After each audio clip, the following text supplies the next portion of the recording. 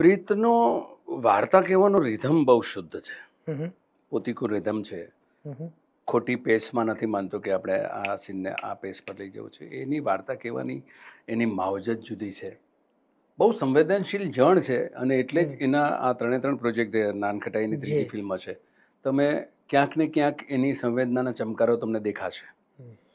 હજુ પણ એમ નથી કહેતો કે કમ્પ્લીટ મેકર છે, એ થશે, પણ એનામાં શક્યતા પુષ્કળ છે.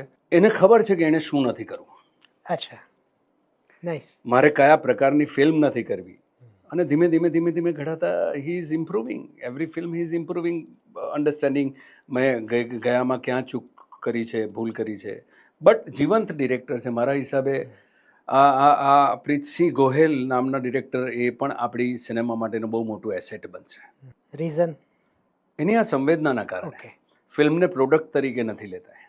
Very good. તમે સમજો હા, એટલે જે કે કહેવાય હમણાં આ છે ચાલી આજકાલ, રહ્યું છે તો આપણે આ પ્રકારની ફિલ્મ બનાવીએ.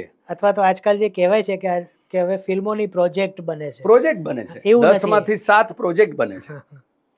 3 એટલે 30% જેવા એવા મેકર્સ છે કે જે શુદ્ધતાથી મારે આ વાર્તા કેવી છે અને આ વાર્તા મારે આ રીતે કેવી છે, એમાંના જે જણ છે એમાંનો એક પ્રીત છે. એટલે એનામાં મને પુષ્કળ શક્યતા દેખાઈ રહી છે.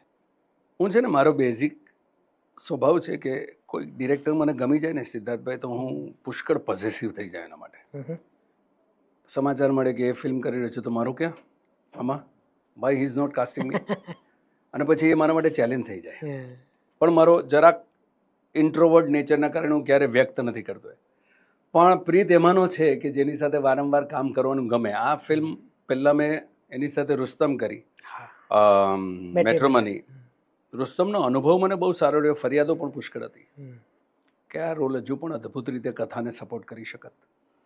પણ એણે મને જે રીતે લાઇટ ઓન કર્યો હતો એ રોલ માટે, જ્યાં મેં મારા સમગ્ર અસ્તિત્વને બહુ જુદી રીતે હું એમાં લાવી શક્યો. આ વખતે જે એણે મને સંદેશો મોકલ્યો કોઈના થકી કે મને તમારી જરૂર છે, એ વખતે હું બીજા બધા પ્રોજેક્ટમાં બહુ વ્યસ્ત હતો, એટલે મેં કીધું યાર મારા માટે આ ડેટ્સ પોસિબલ નથી થઈ રહી. પછી એણે એને વન લાઈન મોકલી મારી વાર્તાની. આ 3 જુદી જુદી વાર્તાઓનો સમૂહ છે. એક જુદો પ્રયોગ છે કે એક મહાનગરમાં વસતા 3 પરિવારની વાત છે કે જે લોકો પોતપોતાની લાગણીઓ સુધી કઈ રીતે એકબીજાને ક્રોસ કરે છે. ને એણે મારી વાર્તાનો જ્યારે મને એક ડ્રાફ્ટ મોકલ્યો ને, આઈ સ્ટાર્ટેડ ગેટિંગ ચેલેન્જ.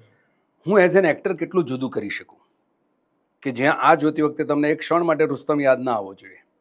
એ મારા માટે ચેલેન્જ હતી. અને મને આજે સંતોષ છે કે યસ, નાનખટાઈનો મહાદેવ બારોટ પણ એક જુદા વ્યક્તિત્વ સાથેનું એક પાત્ર